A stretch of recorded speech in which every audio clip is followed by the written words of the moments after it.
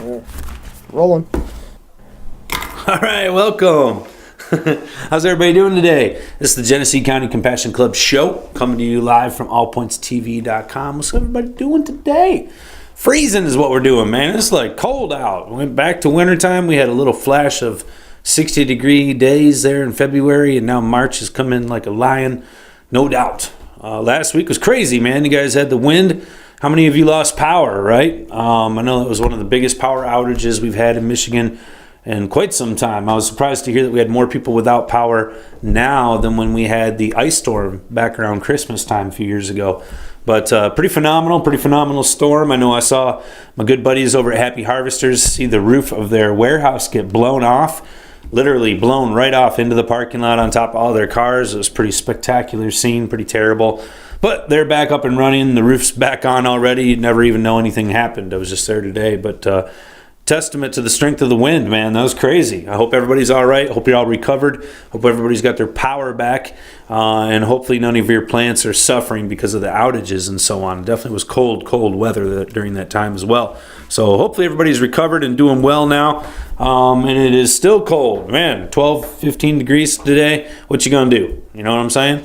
I'll tell you what you're going to do. You're going to get ready for the 420 party, all right? So we got some exciting things we're going to talk about on the show today. We'll be talking about marijuana. It's like what we want to talk about. It's what I like to talk about. It's what I want to talk about with you, all right?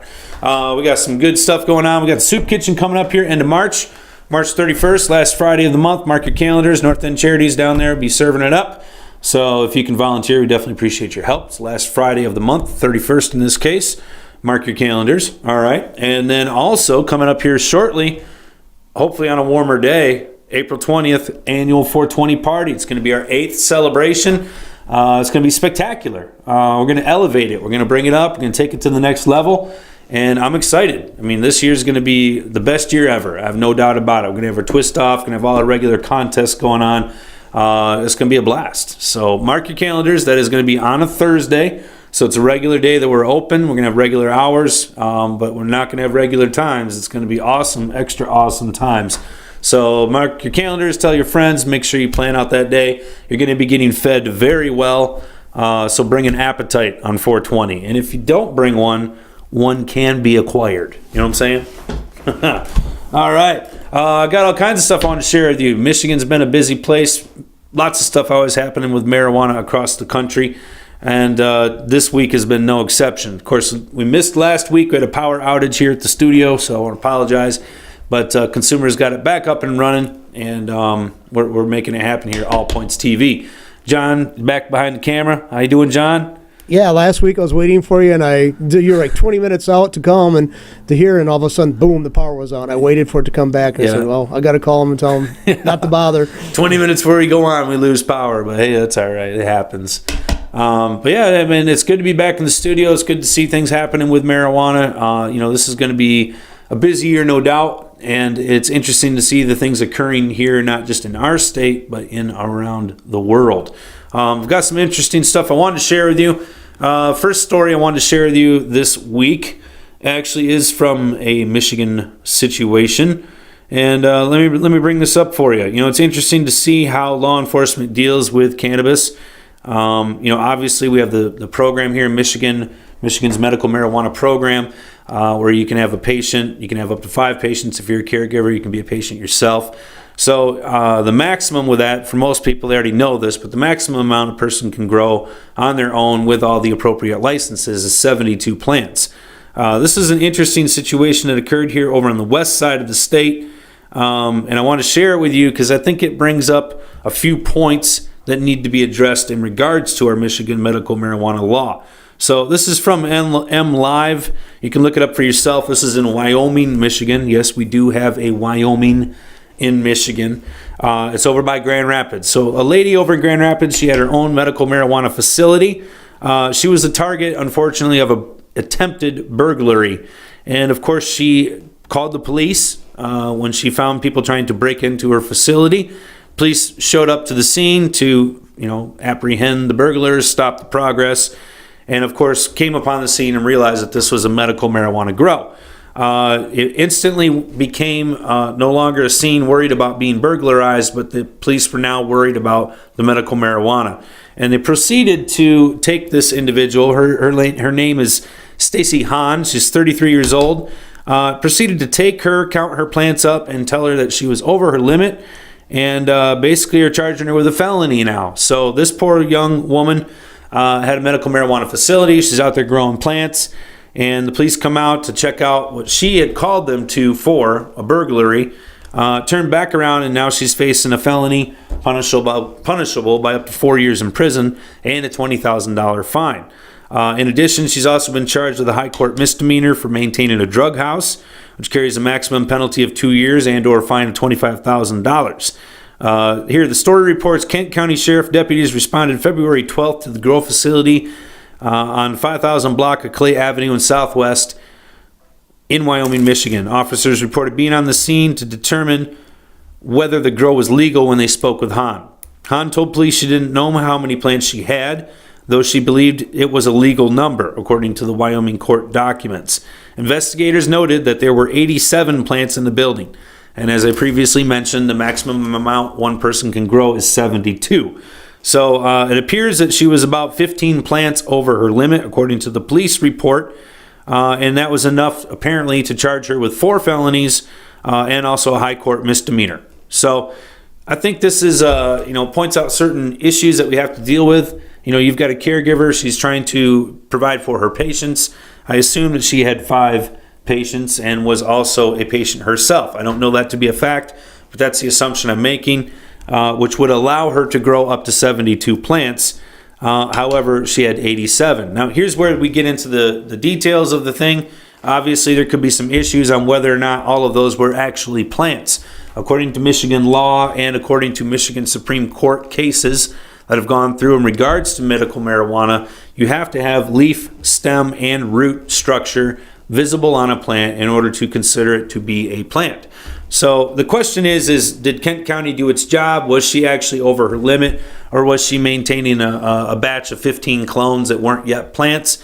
Either way, certainly she's pretty close to being within her limit, 87, 72. We got a difference of 15 here.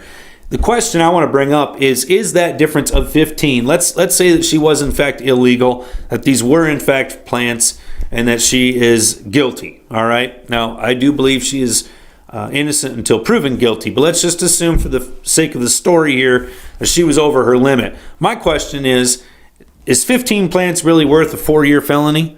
For someone who already had permission, license to have these plants, is 15 over the limit? Is that really worth a 4-year felony and a high court misdemeanor? Is that really worth paying for all of the additional law enforcement, court costs, incarceration cost, you name it, so on and so forth? Is that worth it? Is that burden worth it on our society to continue enforcing this type of law? All right, that's my question. I went to the comment section on MLive because I was reading through the thing and I wanted to see what was the public sentiment of this, because that is really the story and gist. Here we got a licensed caregiver. She's over her limit. How do we deal with that? Right now, the only way that we can deal with that is according to the law, and the law states that there is no room for being over. If you're over, you're guilty of being a drug dealer, like this person here is being now charged with. 4-year felony, high court misdemeanor, maintaining a drug house, you name it, she's getting the book thrown at her. And the question is that fair? Is that the right thing? Is that a just principle for us to be standing on here and enforcing, and by so using resources to do so as well? I don't know. I don't think it is. I don't think that makes any sense at all. I think that, we could compare this to the speed limit. If someone is doing 5 miles per hour over the speed limit, should we enforce that? How do we enforce that? These are the questions that we've had to deal with as a society, and we've come up with a system that most people agree on is fair and balanced, and that's what we conduct. So obviously the treatment for someone who is 5 miles an hour over the speed limit is a lot different than someone who is twice over the speed limit, or 50 miles per hour over the speed limit. Now we're getting into someone who's driving reckless, probably needs to have their car impounded, probably needs to spend some time behind bars to think about their irresponsible behavior. But we don't do that to the person who's only 5 miles per hour over. So my concern here is that in the enforcement of this law, there is no variance, there is no area for law enforcement to, in a sense, give the slap on the hand. Because I think that's what most people would say is she needs a slap on the hand. She's a little bit over her limit. Slap her on the hand, take the extra plants, and let's get back down to business and move on. Unfortunately, our laws here in Michigan do not allow our police officers to do such a thing. There is no variance for being over the limit. There is no over the limit. It is either you are a licensed, law-abiding, regulated caregiver, or you're a drug dealer. There is nothing in between. And I think that is something that should be addressed by our legislature. I think that is something that needs to be addressed, because now we're going back to spending a whole bunch of money to go after people that, we passed this law to avoid. Michigan passed this law in part to offer a compassionate means of treating sick people, but also in part to offer a legal way for people to go about doing this. And we've done that. It's being conducted, but yet we don't have a proper set of laws to deal with the what ifs, the oops, I'm over, so on and so forth. And you can see how this is a problem. I mean, we don't want to be taking people who are doing small, minor things and turning it into major ordeals in the court systems. It just doesn't do well for anyone.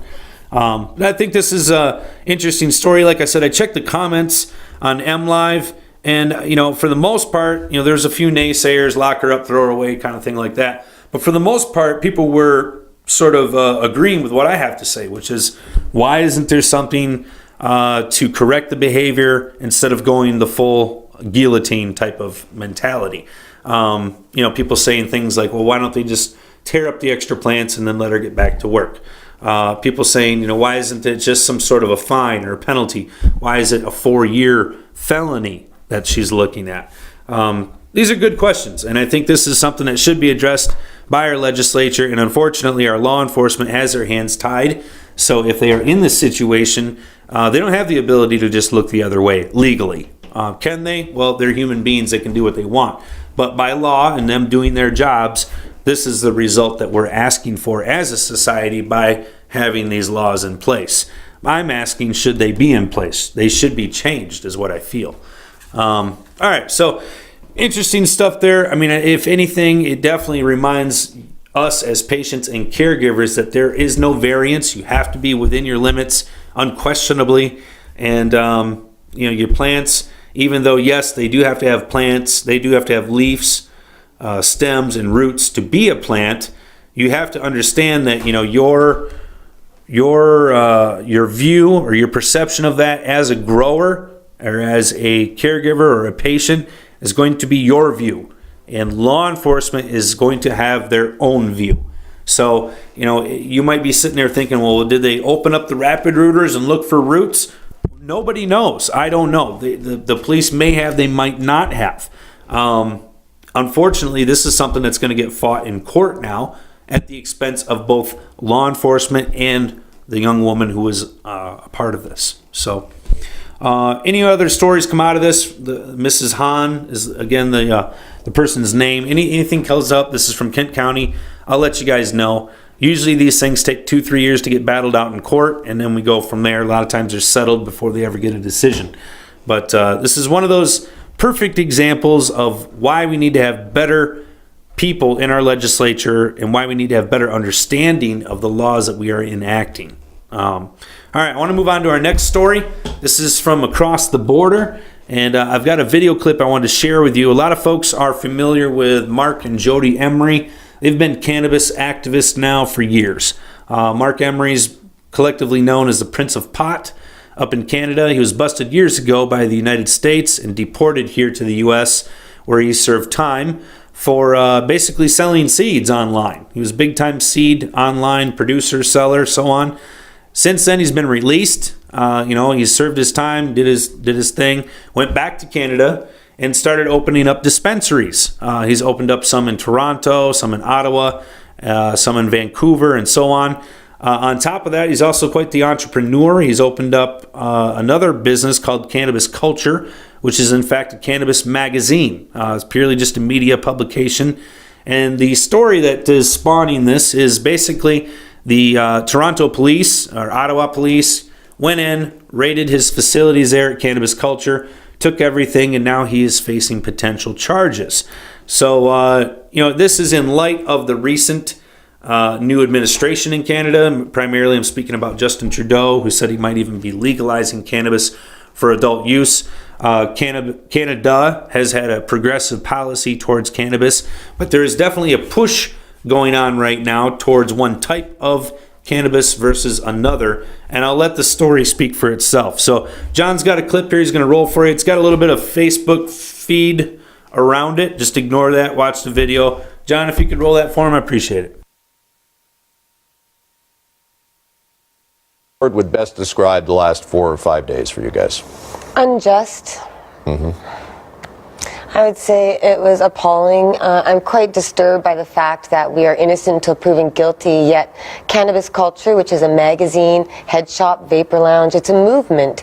We've been stripped of our ability to engage in that at all. I can't even go to our political party headquarters in Vancouver. These are conditions for our release from jail, so if we hadn't agreed to that, we would still be in custody. Okay, Jody, let me ask you about your time in custody, because I know you've been critical of the treatment you received from police. Yes, we didn't get to call our lawyers for a number of hours. I was strip searched twice, and I've written a lot about the injustice of prohibition, the way that peaceful people are subject to sadistic treatment by cops and prisons. I mean, we've never hurt anyone, and yet we're forced to go through this horrible procedure. I mean, even the sound of a truck backing up right now with that beeping noise throws me into a fear of being in the back of that police vehicle again. A steel cage like a chicken in the back of a transport truck chained to people. It really is horrific, and I can't imagine why anyone would believe we deserve this sort of treatment. Okay. We've been very vocal activists. I've run for office numerous times. I was a Liberal Party of Canada nomination candidate and got them support for legalization. So clearly this is a targeted campaign to hurt the people who fought hardest for legalization. Well, let's talk about that. Did you have any idea that this arrest was coming, and why at the airport? Well, I knew it was coming, because it's always coming. I mean, when you've been in 36 different facilities like I have since 1994 and arrested 30 times for seeds or for whatever, there's some incredibly minor but punitive charges in all those times, I knew it was coming. I tried to warn Jody and everybody around. I said, this is a beautiful, beautiful dream we have, but there's no way the government can let it happen, because it's all about the people. We served 12,000 people a week in my shop on Church Street. They love that place. They're still going there under the new ownership. Okay, but let me ask you, Mark, why at the airport? Do you believe that the police wanted to make this a high-profile arrest and send a message? No, they knew we were going to Europe for 12 days, and they were going to raid all our businesses the day after, and we needed to be, as the head of it all, we needed to be arrested, and so that's why. It's no particular. I unfortunately had a lovely trip to Italy for 8 days planned for Jody and I, and my biggest regret is that we don't get to go now. We can't leave the country. Okay, but you don't believe that the government is trying to send some sort of message here that you or anybody else is not going to push the agenda and control the sale and distribution of pot? Well, that was what it was about. It didn't matter that it was at the airport. It could have been next day or the week before or next month. They've been planning this for 9 months, spending millions and millions of dollars, using hundreds and hundreds of officers amidst an opioid crisis that's killing hundreds in this province. It's filled with ironies and hypocrisies, and that most of these people who are chasing us down are the kind of people who are also now in these licensed producers, which is what the government wants everybody to have to buy their marijuana from, and yet there's former premiers, Ernie Eves, former mayors, former drug squad officers, politicians of every stripe, largely liberal, in all these companies. They're trying to push the whole country in the direction of big corporate monopoly, and little people like us who represent the people that have been victimized for 50 years are to be pushed out of the equation, and we represent those people, and we always have. Okay, your supporters, marijuana advocates, they say that we're in a legal gray area right now with legalization looming, but do the cops have a point when they say that the law is the law? And let me give you a quick example. If I know the speed limit is going to be jacked up to 120, but it hasn't been yet, and I'm going 118, am I still not speeding? Well, the law is unjust, and when a law is wrong, there are many different social issues where breaking that law peacefully with civil disobedience has helped change the law. In fact, legalization is only happening and licensed producers only exist because of dispensaries and patients breaking the law, going to court, and winning. So we have a recent federal court decision that said dispensaries are the heart of access. And we know that Canadians believe storefronts are the way we should have cannabis distribution. The task force report even recommended it. So you've got this massive call for letting people access cannabis, and yet the government's new message is to restrict and limit access to cannabis. It's very much a prohibitionist approach, and we're seeing, like Mark said, a lot of former Liberal Party officials, cops, and politicians who used to be putting people in prison now profiting, telling everyone, go buy stock market pot from the government. Meanwhile, those very same companies are being taken to court for selling toxic marijuana with pesticides. Got about 30 seconds. Mark, let me ask you, you've spent famously 4 years in an American prison. Are you prepared to go back to jail? Are you prepared to be separated from your wife for a while over this? Well, I already was separated from Jody for near 5 years because of sending seeds over the border to America. I've been exiled and abused by my own governments at every level. City of Vancouver, City of Toronto, Province of Ontario, Province of BC, and the federal government of Canada. I'm used to the abuse, and I'm famous because of it. We'll continue to watch the fight. Thank you so much. Yeah.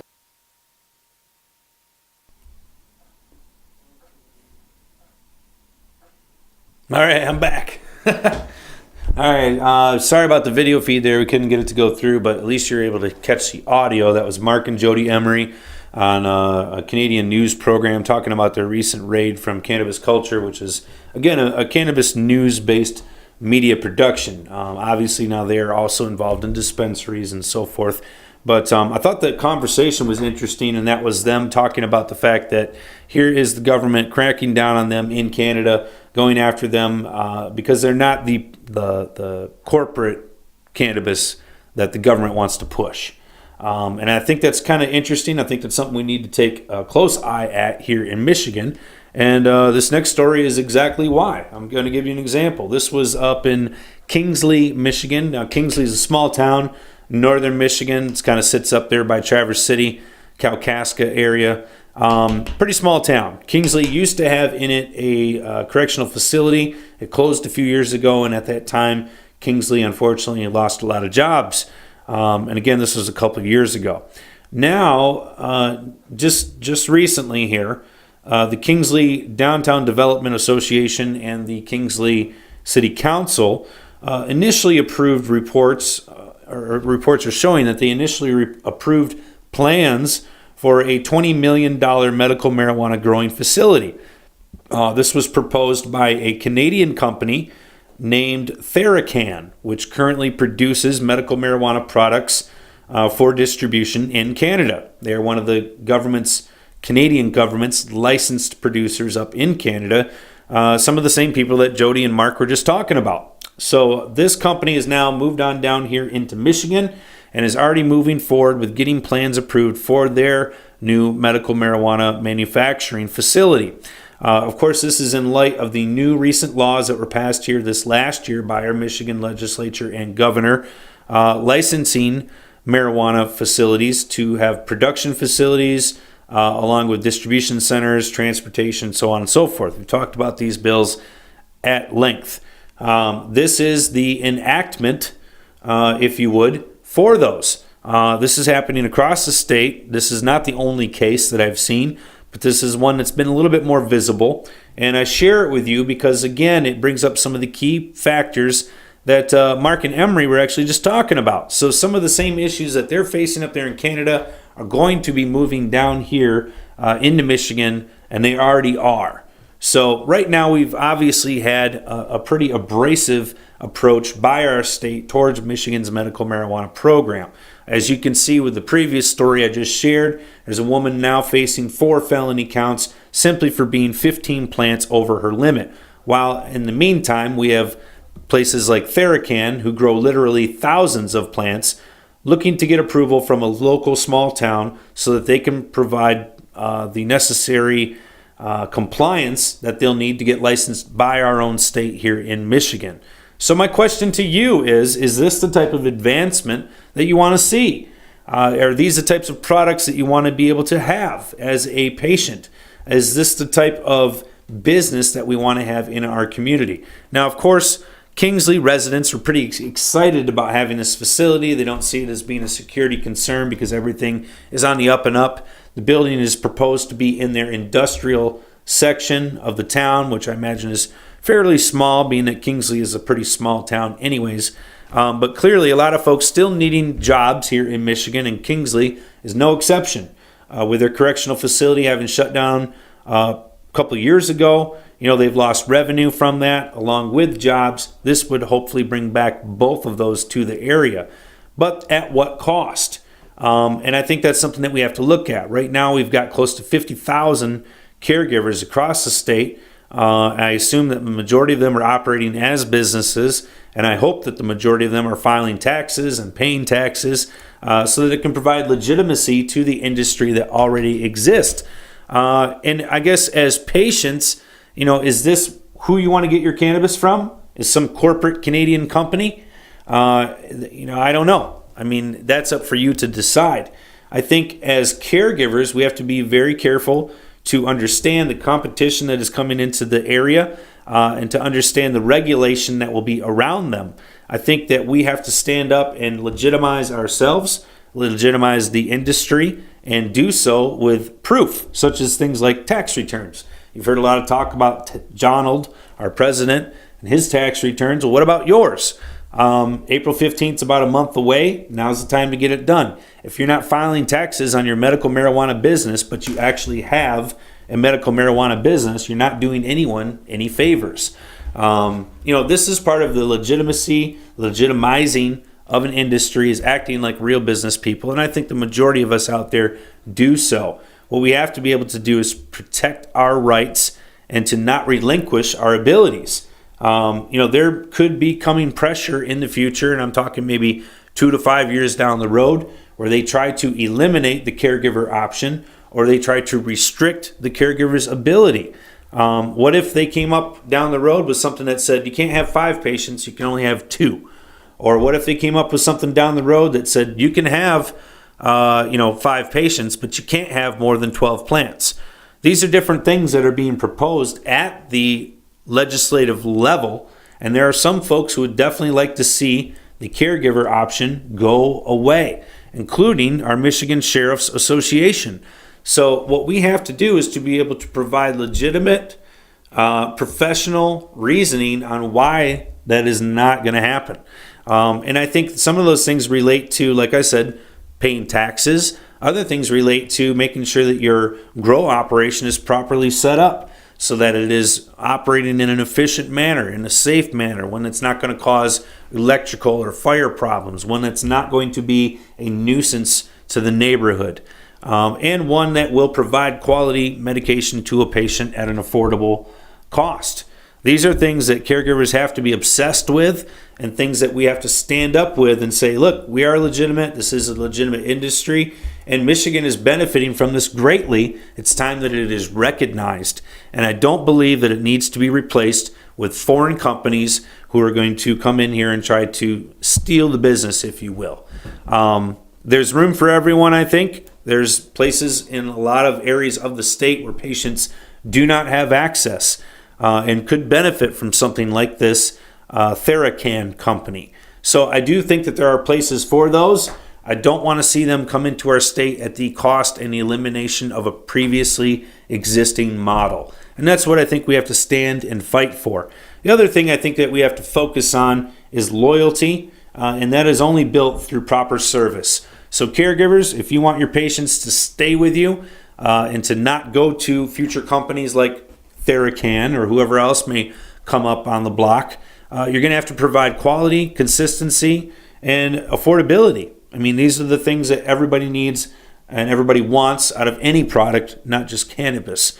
So I would encourage you to do the best that you possibly can, to be professional, to stand up, to be a witness, if you will, of what a professional caregiver can be. Now is the time. Because these companies obviously are jumping in. And what we need to do is to make sure that in the meantime, while they're moving in, they don't make criminals out of the rest of us. All right? And unfortunately, you can see That's what's happening to Mark and Jody Emery up there in Canada. Of course, it's a different country, different situation, but we can learn from this, and I think we need to learn from this. So that's why I want to share it with you today. I think it's important. You're going to see more and more of these companies. They may be Canadian, they may not be. They might be. Some might be from Colorado. Some might be startups here in Michigan. It doesn't matter. It is corporate weed, and I think that we have to recognize what it is and have to be able to combat the different issues that are going to come up. There's a lot of folks that are already saying, look, corporate weed is going to be better. It's going to be grown better. It's going to be more affordable. It's going to be a higher quality. It's going to be easier, more easily available. It's going to be tested. It's going to be tracked. So they're going to start telling you all of these benefits that come with corporate weed. And whether or not those benefits are real is going to be up for the consumer, the patient, to decide. What you have to do to stay in the business is to make sure that your product is comparable with those. It's very simple. So I think that we have to watch these places. We have to make sure that we don't welcome in new opportunity at the cost of others. This business is going to continue to grow and to evolve. So I don't think that we're going to be able to stave off all of the development that will come as a result of these new laws. Certainly not. It will come. It will happen. But what we also need to do is to preserve the current model. So I'd encourage you to do that, to stand up, to watch, to be vigilant, and to have a good relationship with your patients. I mean, that's probably the most important thing. Something that you can do a lot better than any corporation can is have a good relationship with your patient, to understand their needs and to be the expert at meeting their needs. So let's make sure we're doing that. All right? That's about what I got for you this week. I know it's a little bit of a short program, but I wanted to hit you hard because this information here is vital. All right? And we need to be awake and we need to be ready. All right? Other than that, you guys, make sure you see us down at the Soup Kitchen. Make sure you plan for April 20th, big 420 party. It's our 8th annual one. Hopefully it'll be the best one yet. Looking forward to it. And in the meantime, try to stay warm, all right? Thanks for joining me this week on Genesee County Compassion Club Show. Thanks for being here at allpointstv.com. John, thanks for being in the studio. I appreciate it. Catch you guys here next week on the program. Have a good week.